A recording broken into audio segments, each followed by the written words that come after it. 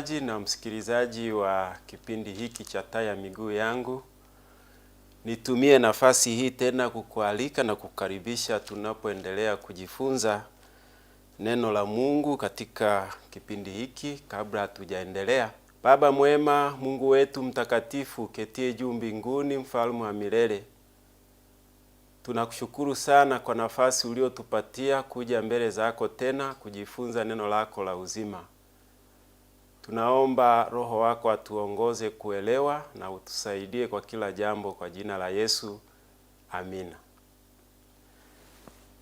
Tunapokuwa tunaendelea katika kipindi hiki cha Taa ya Miguu Yangu, tunaendelea kujifunza juu ya kitabu cha Ufunuo, kitabu ambacho neno la Mungu limeshauri ya kwamba tukijifunze, maana unabii ulioandikwa katika kitabu hiki haujafungwa kama ambavyo unabii ulioandikwa katika kitabu cha Daniel ulifungwa.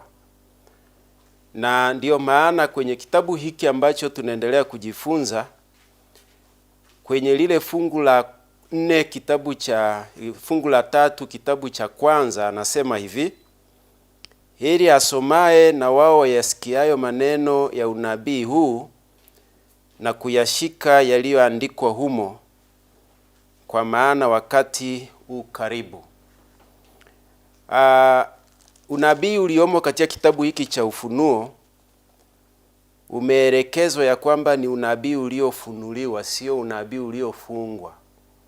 Hata kama kuna mafumbo yametumika katika uandishi, lakini ni mafumbo ambayo sio siri, ni mafumbo yaliyo wazi, ambayo kupitia historia na kupitia ufafanuzi wa neno la Mungu yataeleweka kwa watu wa Mungu. Ndio maana anasema heri atakaye soma kama anaweza, lakini kama hawezi kusoma, basi heri atakaye sikia ujumbe unaohubiriwa kutoka kwenye kitabu hiki cha Ufunuo, maana mambo yake yaliyomo hayana budi kutokea muda si mrefu. Sasa tunapokuwa tunaendelea kujifunza hatua kwa hatua kitabu hiki cha Ufunuo, lengo letu ni kutaka kujua kile ambacho Mungu amekisema katika kitabu hiki cha mwisho na wakati wetu huu wa mwisho kwa ajili ya wokovu wetu. Tumejifunza sura ya kwanza na tunaendelea kujifunza sura ya pili. Sura ya pili ambayo imebeba jumbe zilizopitia katika makanisa yaliyotajwa kwenye kile kitabu cha mwanzo cha Ufunuo sura ya 4. Yohana alipokuwa anaonyeshwa mambo ya siku za mwisho, fungu la 4 anasema, Yohana kwa yale makanisa 7 yaliyo katika Asia, neema na iwe kwenu na amani zitokazo kwake yeye aliyeko na atakaye kuweko na atakaye kuja, na zitokazo kwa roho 7 walioko mbele ya kiti cha enzi cha Mungu. Na ukisoma fungu la 11 ya kitabu hicho cha Ufunuo sura ya kwanza na lile fungu la 11, anasema, alisikia sauti ikisema, haya uyaonayo uyaandike katika chuo, ukayapeleke kwa hayo makanisa 7. Makanisa haya yametajwa kama Efeso, Smyrna, Pergamo, Thiatira, Sardi, Philadelphia na Laodikia. Makanisa haya yaliyotajwa hapa tumekuwa tukijifunza ya kwamba ni makanisa yaliyokuwa katika miji hiyo iliyotajwa, kwa maana ya mji wa Efeso, mji wa Smyrna, mji wa Pergamo mpaka Laodikia. Ni makanisa halisi yaliyokuwa katika miji hiyo, sio makanisa mbalimbali, lakini kanisa moja katika mji. Kwa mfano, unaposikia kanisa fulani likiwa katika mji fulani, ndio maana yake, sio aina za makanisa. Ni kanisa moja lakini katika miji mbalimbali, na hapa inatajwa miji 7 ikiwakilisha makanisa 7. Lakini haya makanisa 7 yaliyotajwa katika miji 7 yanawakilisha vipindi mbalimbali. Vipindi mbalimbali kuanzia mwaka 31 AD mpaka mwaka mpaka mwaka 100 tumeona ni kanisa la kwanza la Efeso liliishi katika kipindi hicho. Na kanisa hili la Efeso lilikuwa ni kanisa la kwanza kabisa aliloliacha Yesu Kristo duniani, kanisa la mitume. Tumejifunza habari zake hapo nyuma, lakini baadaye katika kipindi kilichopita tulijifunza juu ya kanisa la pili lililokuwa linaitwa Pergamo na Smyrna.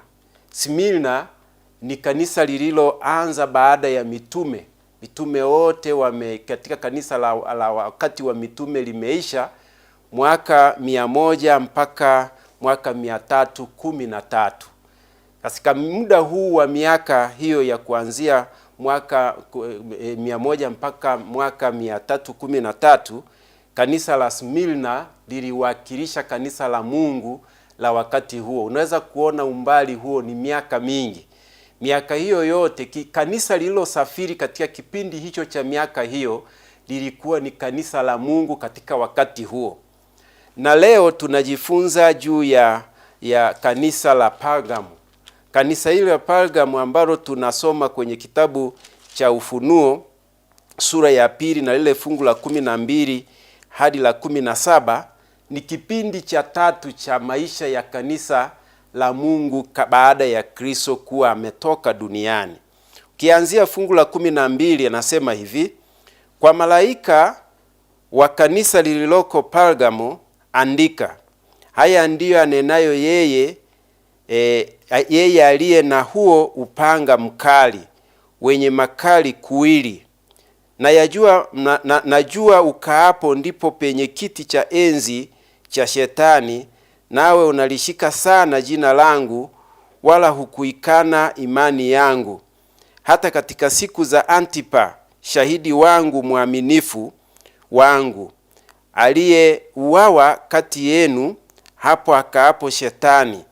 Fungu la 14 anasema, lakini ninayo maneno machache juu yako, kwa kuwa unao huko watu washikao mafundisho ya Balaam, yeye aliyemfundisha Balaki atie ukwazo mbele ya Waisraeli, kwamba wa vile vitu vilivyotolewa sadaka kwa sanamu na kuzini. Fungu la 15 anasema, vivyo hivyo wewe nawe una watu washikao mafundisho ya wa Nikolai vile vile. Fungu la 16 anasema, basi tubu, na usipotubu naja kwako upesi, nami nitafanya vita juu yako kwa huo upanga wa kinywa changu. Na fungu la 17 anasema, yeye aliye na sikio na alisikie neno hili ambalo Roho ayaambia makanisa.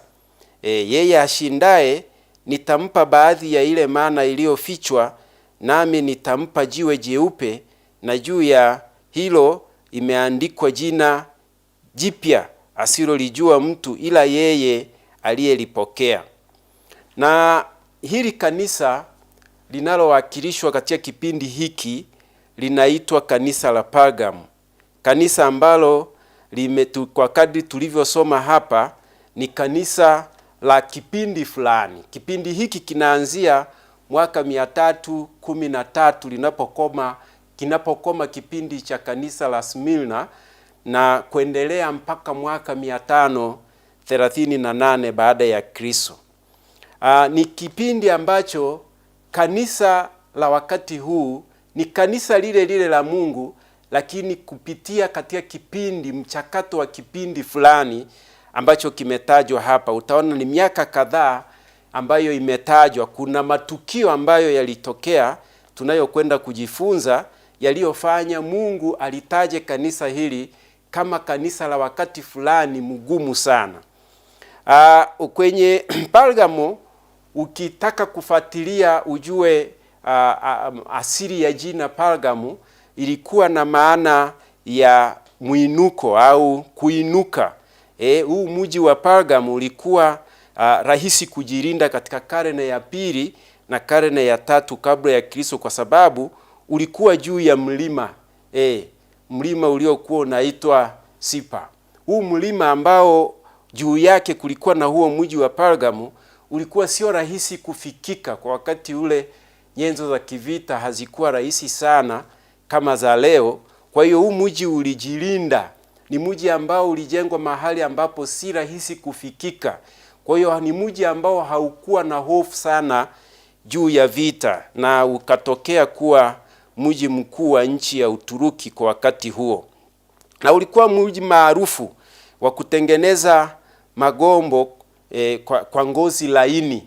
Haya magombo yalianza kutengenezwa baada ya mfalme Ptolemy wa tano wa Misri kuzuia uuzaji wa papyrus kwa nchi za nje. Papyrus ni malighafi iliyokuwa inatumika kutengeneza karatasi za wakati huo.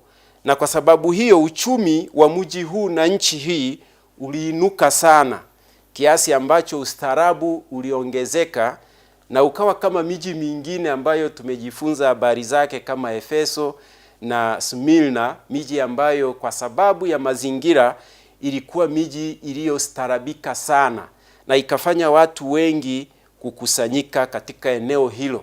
Na kadri unavyojua, mpendwa msikilizaji na mtazamaji, kadri watu wanavyokuwa mahala pamoja wakiwa na uchumi mzuri, ndivyo watu wa mataifa mbalimbali hukusanyika, na kitendo kile kinawafanya watu waletwe kwa wingi katika maeneo hayo wenye tamaduni na mila mbalimbali.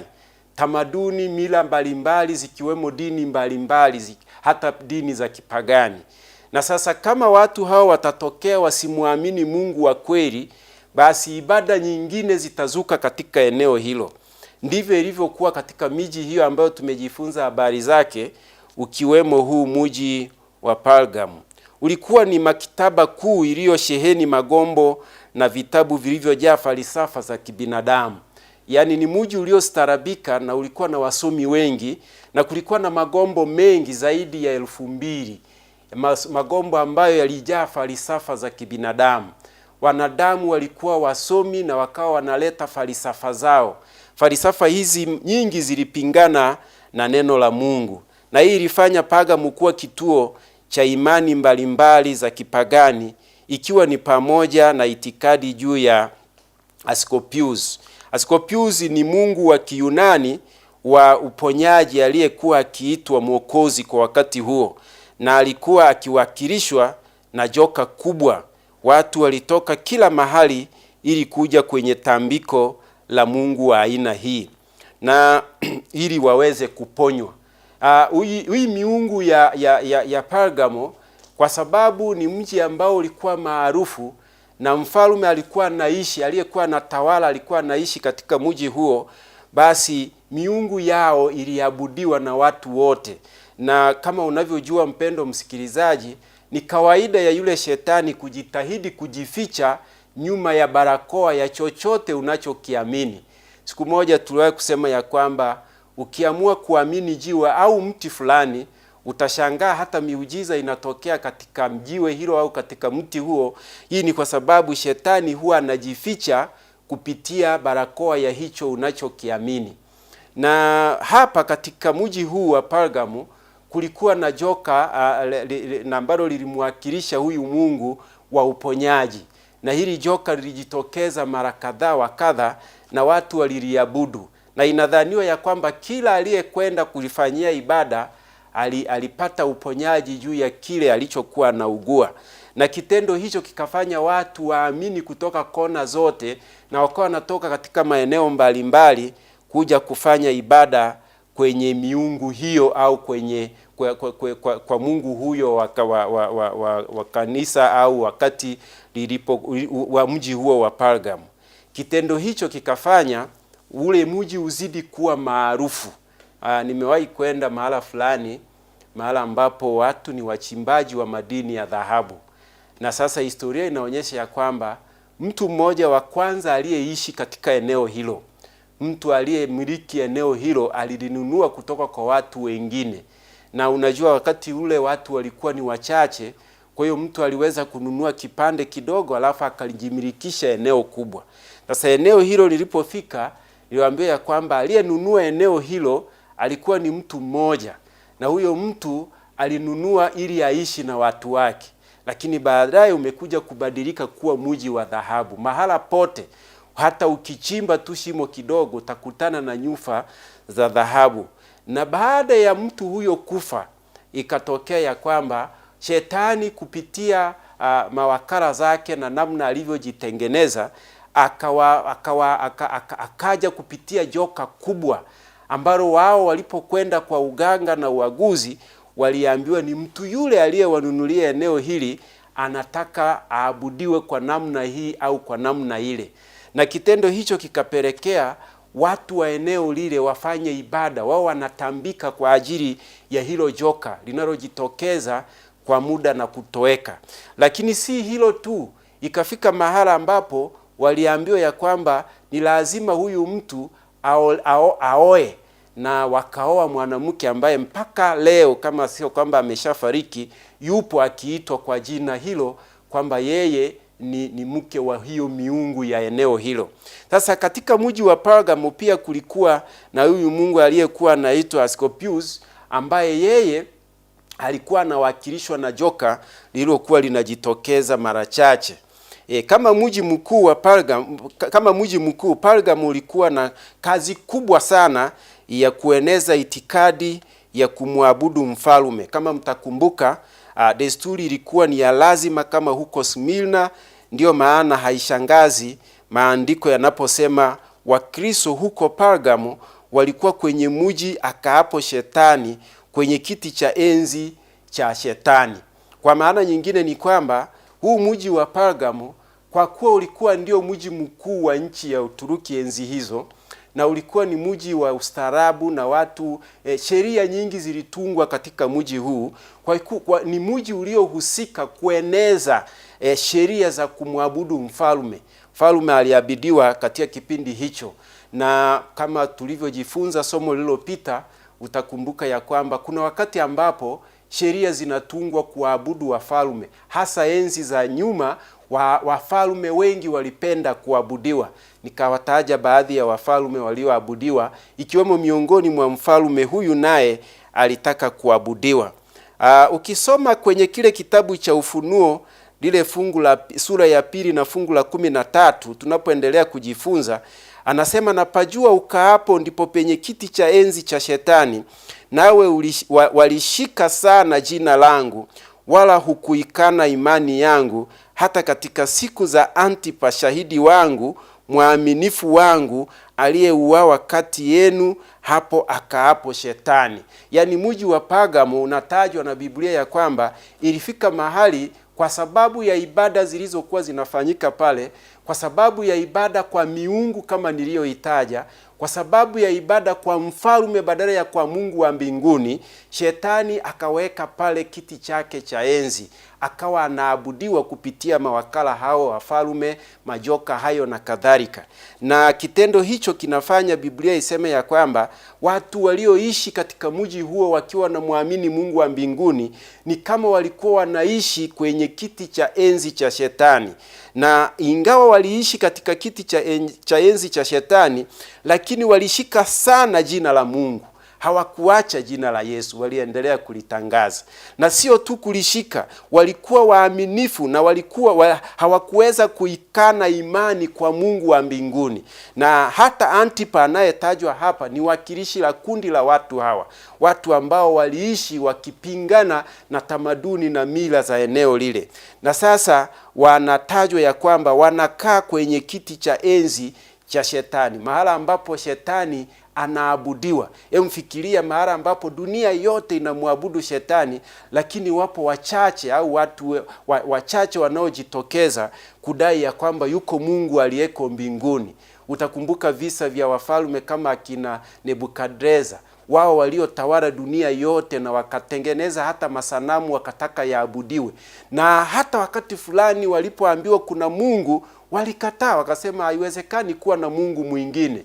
Hakuna Mungu mwingine. Maana hata wale vijana waliambiwa kwamba tutaona ni Mungu yupi atakao waokoa kutoka kwenye huo moto. Lakini cha kushangaza ni kwamba Mungu wa mbinguni anayesikia, anayeona pasipo yeye kuonekana, pasipo yeye kusikika, lakini anatusikia, anatuona, na yeye ndiye ameshikilia uhai wetu. Yeye ndiye anaongoza maisha yetu. Aliwaokoa wale vijana. Sasa kitendo hicho kilifanya watu wote wa mji wa Pergamo kumwabudu shetani, na shetani akaja akaweka kiti chake cha enzi katika eneo hilo. Ukisoma kwenye kitabu cha Warumi sura ya 13 kaanzia fungu la kwanza na kuendelea, inatuambia kwamba ni kweli Mungu ndiye mtawala wa serikali zote. Yeye ndiye anayetawala serikali zote, wala hakuna serikali ambayo imewekwa na Mungu akaikataa ikaendelea kutawala. Yeye ndiye anafanya mapinduzi ya kila serikali anayoona ni hatarishi katika ulimwengu huu, na yoyote inayofikia mahala pa kutawala ni lazima airuhusu hiyo serikali. Asipoiruhusu hiyo serikali haiwezi kufanya chochote.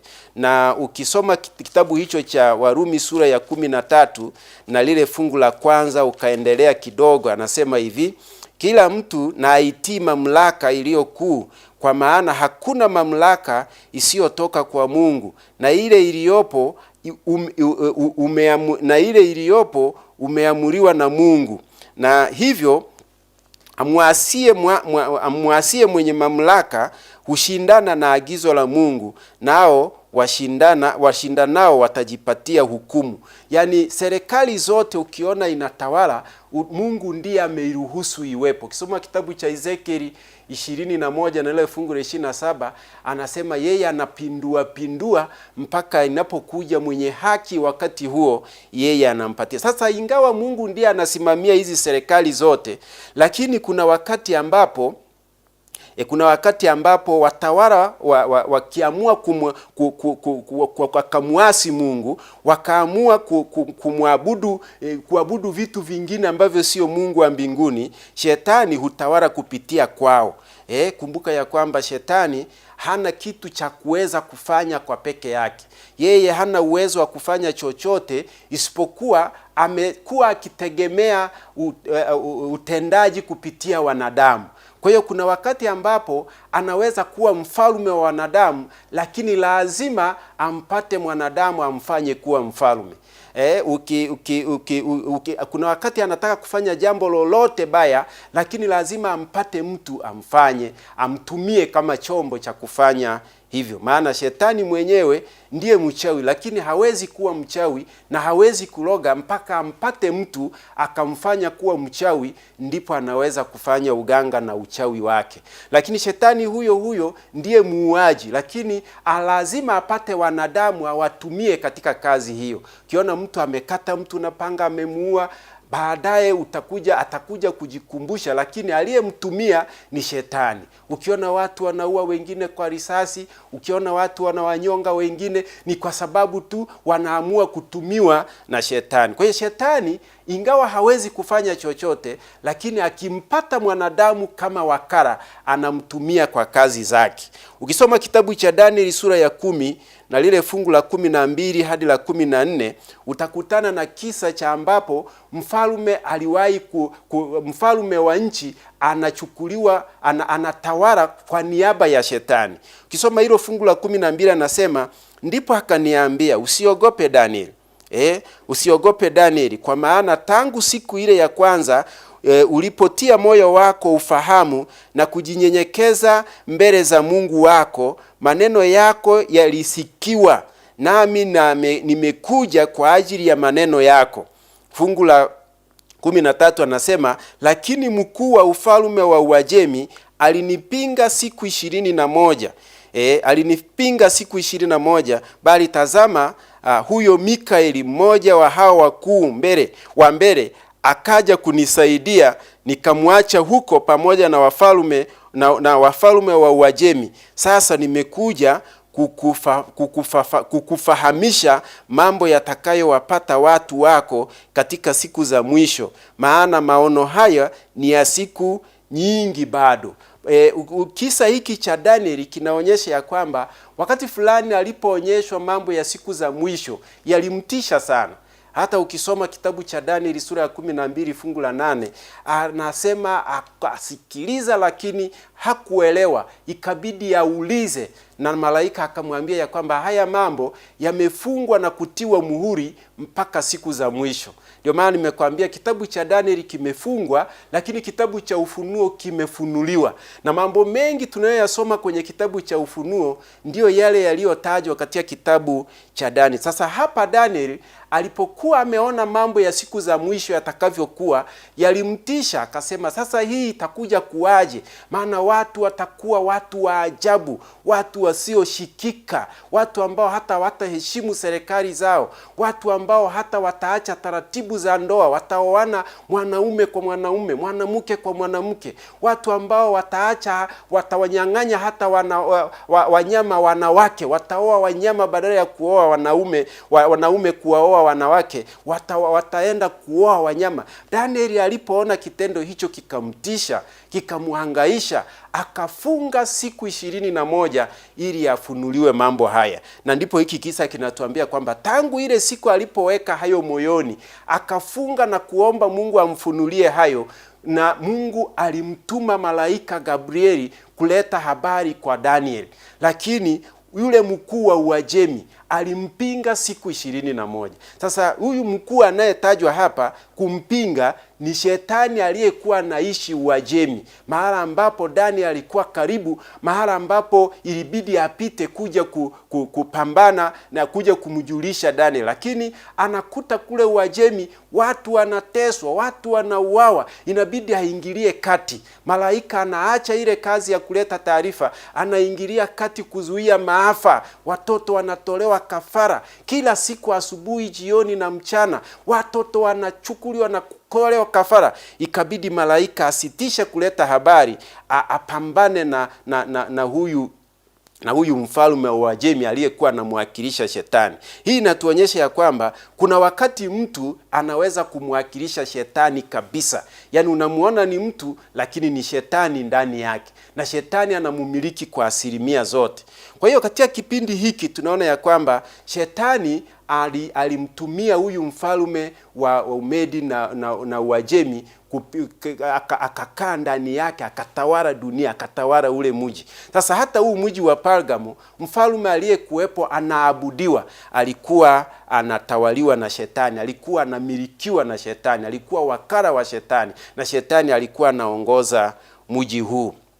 Hiki kipindi cha kanisa ni kipindi ambacho shetani alifaulu kuweka misingi au msingi wa anguko kuu kutoka kwenye ukweli kwa njia ya maridhiano. Yaani ni kipindi kigumu sana. Ni kipindi ambacho kama utakumbuka tulipokuwa tunajifunza kipindi cha kanisa wakati wa Smyrna, tuliona kwamba tangu mwaka 300 mpaka 313 Wakristo waliteswa, walihangaishwa, waliuawa, walichinjwa, na ikafika mahala ambapo miaka hiyo 10 ambayo ilitajwa kwenye kipindi hicho kwamba atawatesa kwa siku 10. Tuliona siku 10 zikiwakilishwa na miaka 10 kama tulivyojifunza kwenye kitabu cha Ezekieli sura ya 4 na lile fungu la 6. Ile miaka 10 Wakristo waliteswa, wakakatwa na misumeno, wakatupiwa wanyama wenye njaa, simba wakafugwa, na wale simba wakaachiwa kuwakamata na kuwararua. Sasa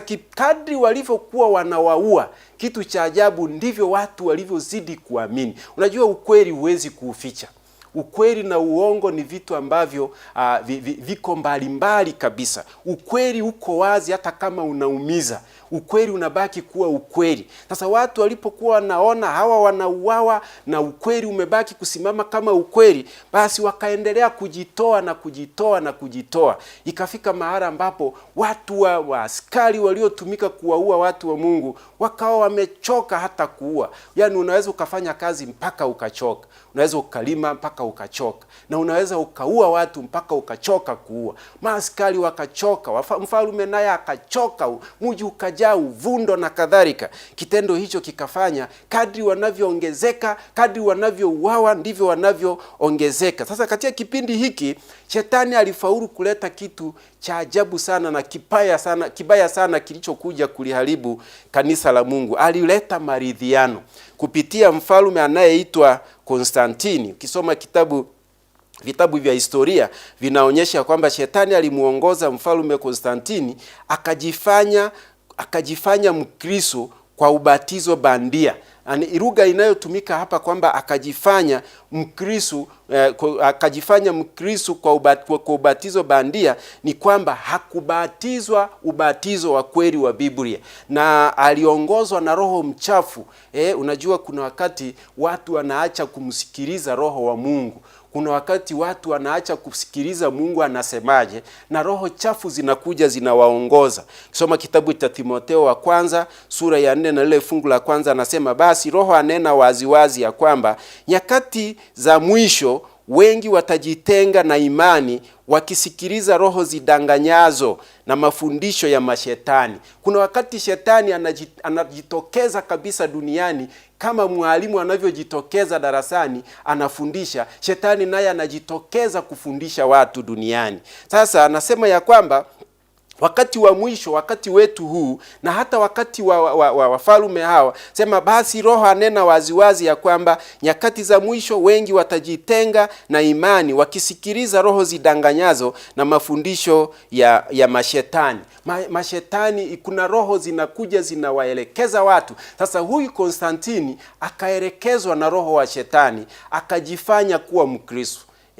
Mara fulani imeandikwa, mtu mmoja amewahi kusema ya kwamba ukishindwa kupigana nao basi jumuika nao au ungana nao. Hiki ndicho Konstantini alichofanya. Yeye alipoinuka kama mfalme kwenye karne ya 21, akaja akagundua ya kwamba watu hawa kadri wanavyouawa ndivyo wanavyoongezeka, hawaishi. Kumbuka ya kwamba, mpendwa msikilizaji na mtazamaji, lilikuwa ni lengo la shetani kupitia mawakala wa kibinadamu aufute Ukristo kabisa usiwepo duniani, yaani jina la Yesu lisitajwe. Lakini kwa kadri walivyojitahidi kuwaua ndivyo walivyoongezeka, kitendo ambacho kilifanya huyu Konstantini alipokuja akajifanya kuwa yeye ni Mkristo, akaamua kuvaa Ukristo, lakini hakubatizwa. Na yeye ndiye mwanzilishi wa ubatizo ule wa kunyunyiziwa maji. Unajua, ukisoma Biblia kwenye kitabu cha Waefeso sura ya 4 na lile fungu la 3 hadi la 6, anasema fungu la 3 anasema kila mtu anawajibika, kila Mkristo ni wajibu kujitahidi kuhifadhi umoja wa roho katika kifungo cha amani. Fungu la 4 anasema mwili mmoja na roho moja, kama mlivyoitiwa katika tumaini moja la wito wenu. Fungu la 5 anasema Bwana mmoja, ubatizo mmoja, Mungu mmoja, naye ni Baba wa wote, aliye juu ya yote, katika yote na ndani ya yote. Mungu wa mbinguni ni mmoja, na kila unachoona alikianzisha ni kimoja. Hata siku ya ibada ni moja, hata ubatizo ni mmoja. Kwa hiyo ukiona vitu vimezuka vinavyofanana, ni vitu bandia. Kama ambavyo mtu anaweza akatengeneza kitu kizuri sana duniani, alafu akazuka watu wanaotengeneza vitu bandia vinavyofanana na vile. Ukiviona unafikiri ni chenyewe, lakini kwa uhalisia kinakuwa sio kile original, yani uji ya kitu hicho. Kwa hiyo ubatizo unaotajwa kwenye Biblia ni mmoja, lakini Konstantini akaanzisha ubatizo wa kunyunyiziwa maji akiwa mfalme. Maana ubatizo ambao watu wanapaswa kubatizwa unatajwa kwenye kile kitabu cha Mathayo sura ya 3 na lile fungu la 13 hadi 17. Anasema wakati huo Yesu akaja Galilaya mpaka Yordani kwa Yohana ili abatizwe. Maana unajua sisi wa Kristo ni wafuasi wa Yesu Kristo, ni wafuasi wa Kristo ambaye tunapaswa kumfuata kwa kila anachofanya. Kisoma kitabu cha waraka wa kwanza wa Yohana sura ya 2 fungu la 6, anasema ya kwamba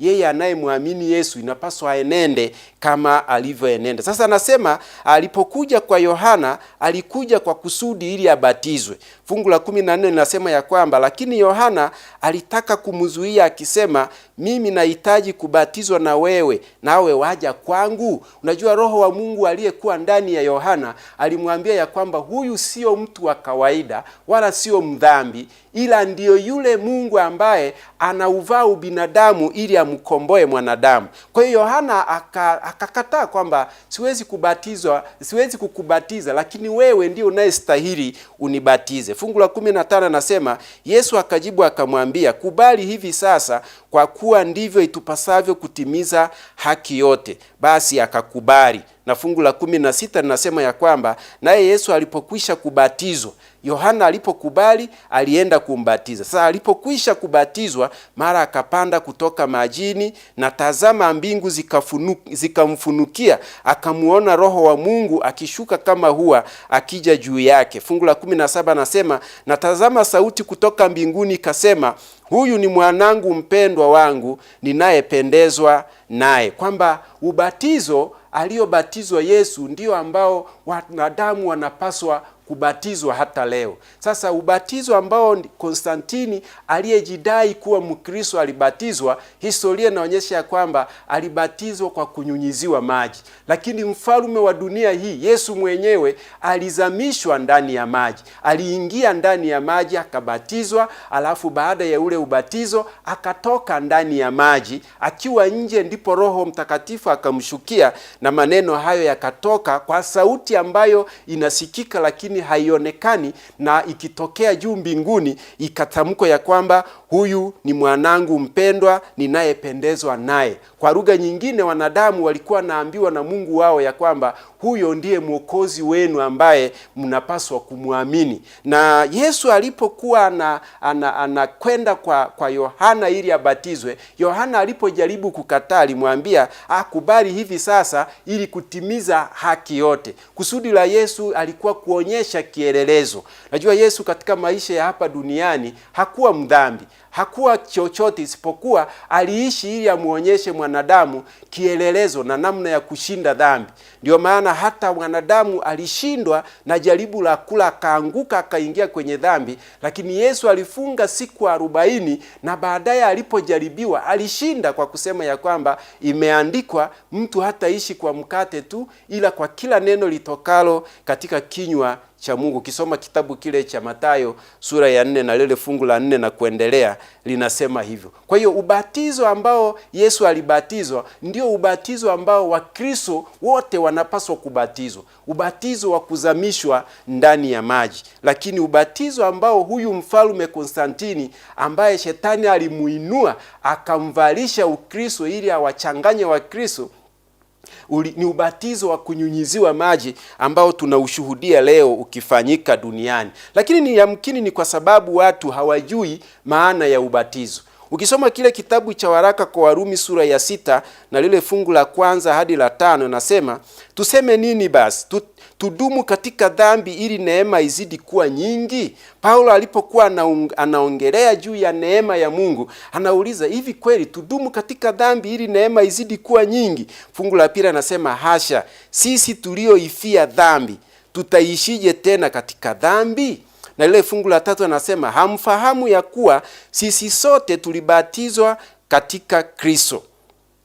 Sisi sote tuliobatizwa katika Kristo Yesu tulibatizwa katika mauti yake. Na anasema basi tulizikwa pamoja naye kwa njia ya ubatizo katika mauti yake, kusudi kama Kristo alivyofufuka katika wafu kwa njia ya utukufu wa Baba, vivyo hivyo na sisi tuenende katika upya wa uzima. Fungu la 5 nasema, kwa maana kama mlivyounganika naye katika mfano wa mauti yake, kadhalika mtaunganika naye katika mfano wa kufufuka kwake. Ubatizo maana yake ni tangazo la maisha, kifo na kufufuka kwa Yesu Kristo. Kwamba mtu anapoamua kuifia dhambi ni sharti abatizwe. Kufia dhambi kunakotajwa hapa sio kufa kwa sababu ili usitende dhambi, lakini kufia dhambi ni kukataa kutenda matendo ya dhambi wakati hujafa. Mfano, mtu alikuwa ni jambazi vile, alafu anaamua ya kwamba sasa ninaachana na ujambazi. Sio kwamba anakufa ili asiwe jambazi, lakini anabaki kuwa hai ila anaukataa ujambazi. Huko ni kufia dhambi. Unasema hii ni dhambi, unaachana nayo. Na kama alikuwa jambazi anayetumia silaha, mikono yake sio kwamba inakatwa. Mikono inabaki kuwa pale, lakini ile mikono sasa haishiki silaha kwa kusudi la kuwaua watu na kuwanyang'anya vitu vyao, lakini mikono inakuwepo. Unaweza ukamkuta anashika hata Biblia kama hii, ndio anaenda kanisani anahubiri na kadhalika. Kwa hiyo kufia dhambi ni kuiacha dhambi, kuamua ya kwamba hii siifanyi ingawa nilizoea kuifanya. Sasa kitendo hicho kinafanya uamini ya kwamba dhambi ni mbaya, na ndio maana Yesu alipokuwa anawaambia wanafunzi wake kwenye kile kitabu cha Marko sura ya 16 na fungu la 16, anasema nendeni ulimwenguni mote mkaihubiri Injili kwa kila kiumbe, atakayeamini abatizwe na asiyeamini ndiye hatabatizwa na hataokolewa. Sasa mtu akiamini kwamba hii ni dhambi akaachana nayo, ni kama ameifia ile dhambi, haitendi tena. Kitendo kinachofuata ni kubatizwa. Sasa kitendo kile cha kubatizwa ndani ya maji mengi kwa kuzamishwa ni kama kuzika dhambi, ni kama ishara ya kuzikwa pamoja na Kristo. Alafu kitendo cha kutolewa ndani ya maji ni ishara ya kufufuka kwa Kristo. Sasa inapotokea ubatizo mwingine, maana leo kuna batizo nyingi duniani, kuna batizo mpaka za kuruka moto, kuna batizo za kunyunyiziwa maji, kuna batizo hata za kukojolewa kutoka kwenye miti, kuna batizo za kubanwa hata na prize, mtu anaangikwa msalabani kwa dhana ya kubatizwa. Hizo batizo zote hasio batizo za kweli. Ubatizo wa kweli ni ule ambao Yesu alibatizwa, na alibatizwa kwa kuzamishwa ndani ya maji kama ishara ya kifo chake na kufufuka kwake, kwamba wote watakao muamini na kubatizwa wanatangaza kifo chake, wanatangaza na kufufuka kwake. Ndio maana fungu la 5 amesema ya kwamba kwa maana kama mlivyounganika naye katika mfano wa mauti yake. Mfano wa mauti yake ni kuzamishwa ndani ya maji.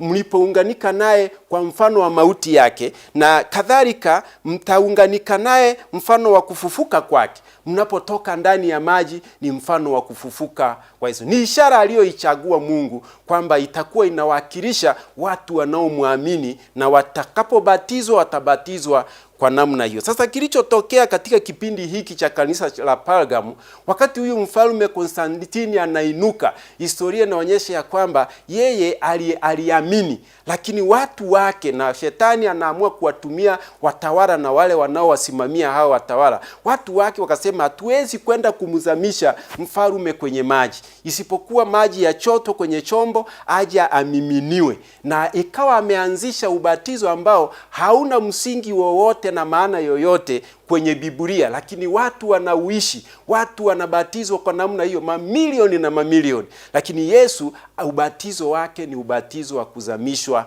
ndani ya maji, na yeye mwenyewe ndivyo alivyobatizwa. Sasa kwa kitendo cha Konstantini kuanzisha tukio hilo, limefanya dunia ipotee, na yeye akaamua kufanya maridhiano kwa kujiunga na kanisa hili, lakini pasipo yeye kubatizwa.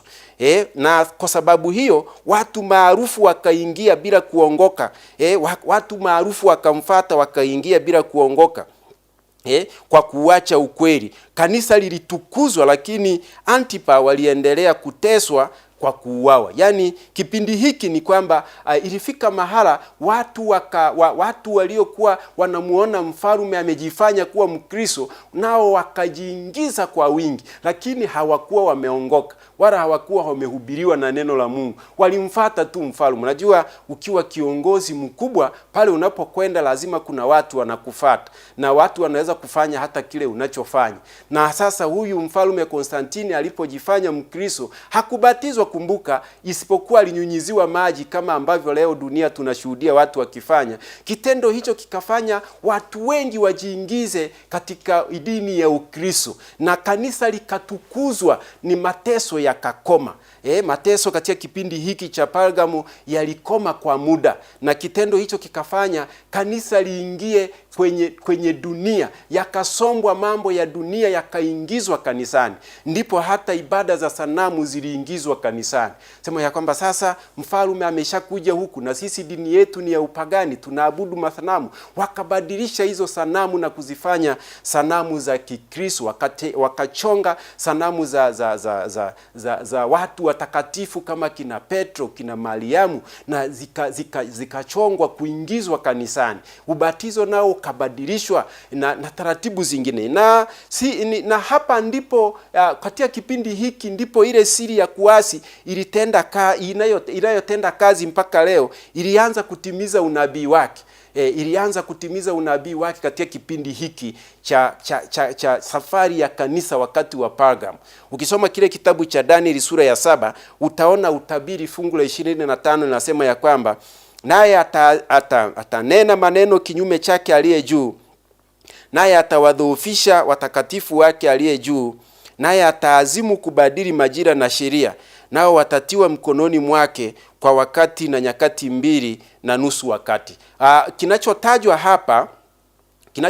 hapa ni unabii ambao unaonyesha ya kwamba ufalme utazuka duniani, na ufalme huu utakapozuka utanena maneno kinyume chake aliye juu. Aliye juu ni Mungu wa mbinguni. Hakuna mtu mwingine aliye juu kuliko Mungu wa mbinguni, lakini atawadhoofisha watakatifu wake aliye juu, atawatesa, atawaingiza katika shida. Na hiki ndicho kipindi ambacho hata usomaji wa Biblia ulipigwa marufuku, na Biblia zikakusanywa zikachomwa, Biblia zikanyang'anywa mikononi mwa watu. Maana sasa ustarabu, baada ya huyu mfalme kujiingiza kwenye dini ya Kikristo, watu wakaacha kuteswa, ustarabu ukaja, watu wakawa ahueni na mateso yale yakakoma, uvundo uliokuwa umezoeleka kusikika ukaisha. Na watu sasa, akili nyingine iliyokuja ni kwamba kwa sababu usomaji wa Biblia huwa mtu akisoma anaelewa ukweli ulivyo, na anaweza kushika msimamo fulani wa itikadi ya imani ambayo wengine hawana, basi Biblia zikakusanywa zikachomwa, na Biblia zikanyang'anywa mikononi mwa watu. Watu wakabaki bila Biblia. Ikabaki tu kwamba kiongozi wa kidini ndiye anayechagua fungu atakalo kwenda awasomee hawa watu, na fungu lile halina mtafaruku, halivurugi akili, na watu wakaaminishwa kwamba kwa kusoma Biblia watu huchanganyikiwa. Watu wakaacha kusoma Biblia. Kwa hiyo watu wakadhoofishwa kwa namna hiyo, wakadhoofika. Maana neno la Mungu ni kama chakula, usipokula utadhoofika tu. Hebu fikiria kwa mfano, leo asubuhi hukula, mchana tena usile, jioni napo usile, kesho asubuhi usile, kesho kutwa tena hivyo, hata mpaka siku 3 utadhoofika, hata nguvu za kutembea zitaisha. Na chakula cha kiroho kinachotajwa hapa, ukisoma kitabu cha Yohana sura ya 6 ukaanzia sura yote ya 6, Yesu analitaja neno lake kama chakula cha kiroho, chakula kinachotoka mbinguni. Neno la Mungu ni chakula. Sasa neno linaponyang'anywa, watu wanaponyang'anywa neno wasisome, ni mpaka waje wapimiwe na mtu awasomee fungu moja, watu wakarudi kwenye mazingira ambayo waliridhika, maridhiano yakawepo, na watu wakakoma kuteswa. Kitendo hicho kikafanya Wakristo wadhoofike, wakadhoofika watakatifu wake aliye juu. Na hicho ndicho kipindi ambacho hata azimio lilifanywa la kubadilisha majira ya sheria na majira na sheria za Mungu, na sheria ikabadilishwa na majira yakabadilishwa. Majira yaliyobadilishwa hapa ni majira ya ibada. Konstantini alipoinuka kama mfalme, alikuja kugundua ya kwamba siku ya jua, yani Sunday, siku ya Jumapili, ilikuwa ni siku nzuri ya kupanda mazao na yanastawi. Na watu wa huko Ulaya walikuwa kuna maeneo ambayo jua lile linatokea kwa muda mfupi na kwa siku moja tu. Siku zingine hizo hawaoni jua. Na likitokea yule mwanga wa jua unafanya mbegu zinaota. Kama unavyojua mpendo msikilizaji na mtazamaji, unajua mwanga wa jua una mchango mkubwa katika uotaji wa mbegu. Sasa kitendo kile kikafanya huyu mfalme aagize ya kwamba nchi nzima viwanda visimame, visifanye kazi, wafanyakazi wasiende kufanya kazi maofisini, lakini wale wakulima, kwa sababu ni hiyo siku ndio mbegu zinaota vizuri, basi waendelee kufanya. Na ilipofika mwaka 64, baraza lilokuwa linaitwa Laodikia likaidhinisha siku ya kwanza ya juma au siku ya Sunday, siku ya Jumapili kama siku ya ibada. Na hapa anasema ya kwamba ataazimu kubadili majira na sheria. Majira yanayotajwa hapa, majira maana yake inaweza ikawa sekunde, zinaweza zikawa dakika, inaweza ikawa siku, inaweza ikawa miaka. Lakini kwa utaratibu wa Mungu kwenye swala la ibada aliweka siku 6 za kazi, na siku ya 7 ikatengwa kama sabato ya siku ya 7, ikatengwa kama siku ya ibada.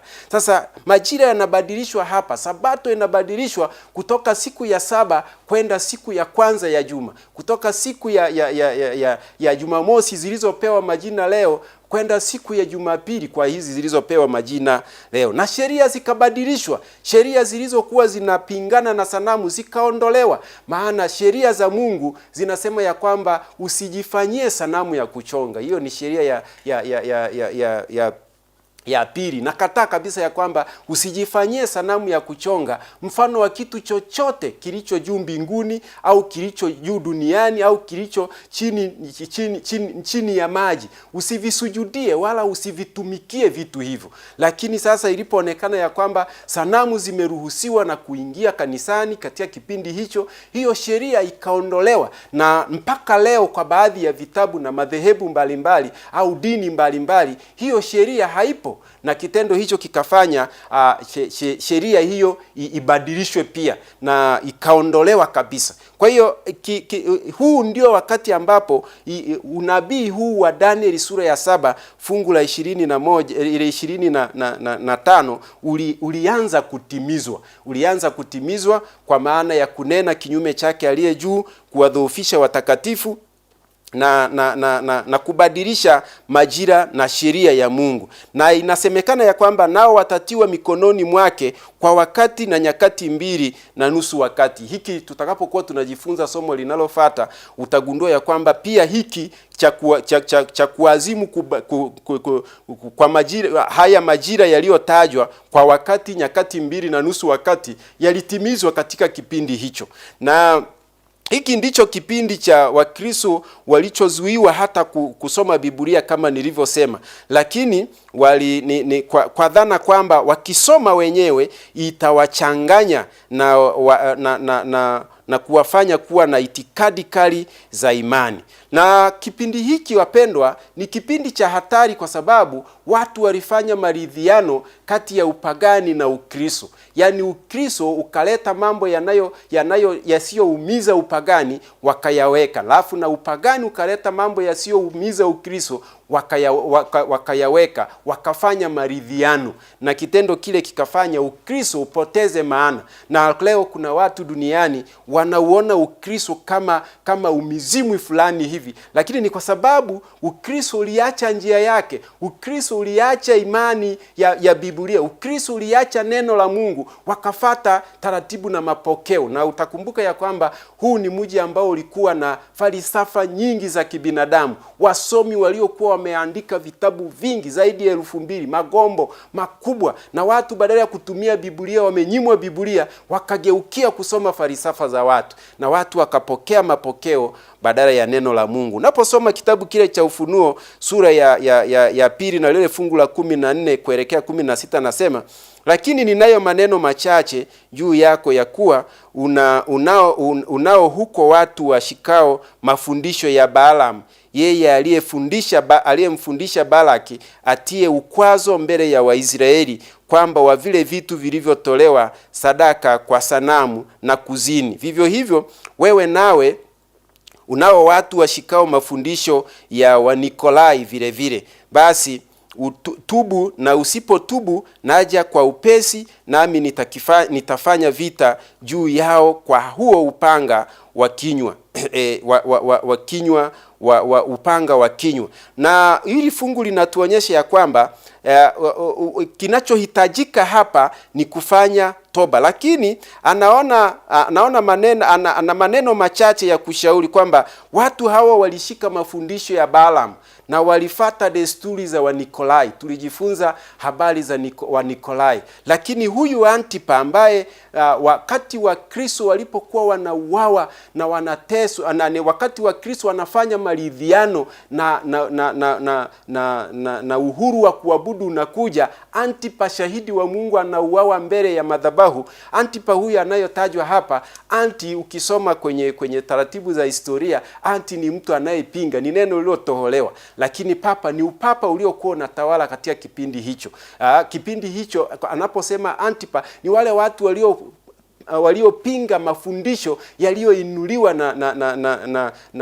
na huyu Konstantini, ambaye baadaye aliuinua upapa ukawa ndio utawala wa dini zote duniani.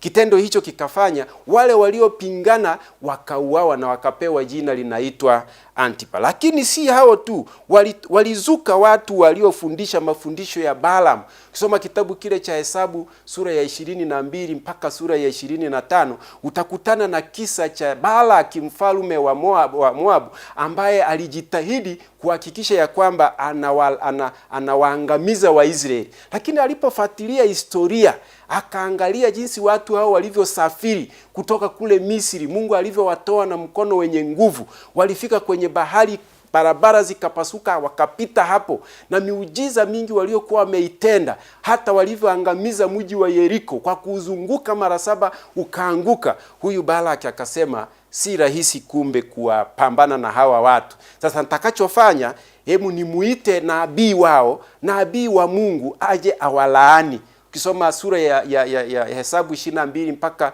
sura ya 25, muda hautoshi kuisoma, lakini utaona jinsi Balaam alivyopewa rushwa na baadaye akaenda ili awalaani wana wa Israeli. Njiani alipingana mpaka na punda wake, akasema kwa mdomo, lakini hakuelewa. Kitendo hicho kikapelekea Balaam alipokwenda ili awalaani, ikashindikana kabisa.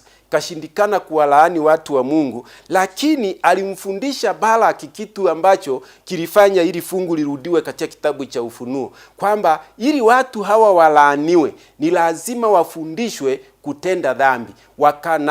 Na kitendo hicho kikapelekea wakawafundisha na kualika kwenye sherehe zao, tamaduni zao za ibada, wakachangamana huko, wakazini na wake zao na mabinti zao. Kitendo hicho kikafanya Mungu waache hawa watu na wakaingia katika jaribu. Sasa anasema ya kwamba watu kama hao wako katikati yako, watu ambao wamedanganywa na kuingizwa duniani, yani watu waliochanganywa kiasi kwamba hawaoni tofauti ya Ukristo na udunia, hawaoni tofauti ya mambo ya Mungu na mambo ya duniani. Lakini watu kama watu hawa wanaoitwa Nikolai, tulijifunza ya kwamba ni watu ambao pia walikuwa hawatofautishi, yani Mungu anamuona kwa kila kitu, hata kwenye chochote wanachoona wao wanasema huyu ni Mungu, na wakaruhusu matendo maovu. Hata mtu anapozini wanasema huyu hajazini, yuko sawa tu. Hawakuona dhambi katika maisha ya mwanadamu. Kitendo hicho kikapelekea kwamba kanisa hili lionywe ya kwamba pamoja na kusimama imara unatetea jina langu, lakini wapo wachache wanaoharibu na kushikamana na dunia. Sema wengi katika kipindi hicho waliacha ukweli, na kanisa likanufaika na utajiri na heshima na watu wa Balaam na hawa wa Nikolai wakatajwa kuwemo ndani ya kanisa hilo. Ndugu mpendwa msikilizaji na mtazamaji, nipende tu kukuambia ya kwamba tunapoendelea kujifunza haya, lengo lake kubwa ni kukuambia ya kwamba nyakati za mwisho haya yote tunayoyaona hasa katika kipindi chetu hiki yatajirudia. Leo utaona watu wanaojiita wa Kristo jinsi walivyojichanganya na dunia. Ulimwengu umeingia kanisani kiasi ambacho huwezi kutofautisha sana kati ya Ukristo na ulimwengu ulioharibika, ulimwengu usio muamini Mungu. Watu wanachofanya duniani ndicho mara nyingi utakiona kinafanyika kwa watu wanaodai kuwa wanamcha Mungu. Haikuwa hivyo kwa watu wa Mungu tangu zamani. Watu wa Mungu walisimama kwenye ukweli na wakabaki kwenye ukweli, na ukawa tofauti na uongo ulioko duniani. Nikualike tena katika mfululizo wa vipindi hivi Mungu atapotupatia nafasi ya kujifunza, lakini kwa sasa ni kualike tuombe tunapofika mwisho wa kipindi chetu cha leo. Baba mwema, Mungu wetu mtakatifu ketie juu mbinguni, tunakushukuru kwa nafasi uliotupatia kujifunza neno lako la uzima. Tunaomba liendelee kuwa chemichemi ya uzima ndani yetu. Tunaomba hivyo kwa jina la Yesu. Amina.